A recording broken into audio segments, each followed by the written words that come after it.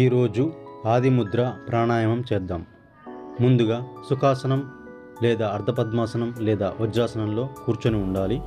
రెండు అరచేతులు తెరచి బొటన వేళ్లను చిటకన వేలికి దగ్గరగా ఉంచి మిగిలిన వేళ్లను మూసి ఉంచాలి. 4 సెకండ్లు గాలి నిండుగా తీసుకోవాలి. 4 సెకండ్లు ఆపాలి. 6 సెకండ్లు గాలి పూర్తిగా వదిలివేయాలి. 4 సెకండ్లు అదేవిధంగా గాలి లేని స్థితిలో ఉండాలి.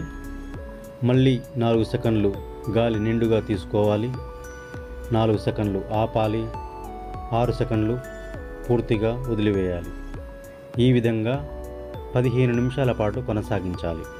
ఆదిముద్ర వలన తలకి ఆక్సిజన్ ఫ్లో బాగా జరిగి తలనొప్పి, మైగ్రేన్ తగ్గిపోతాయి.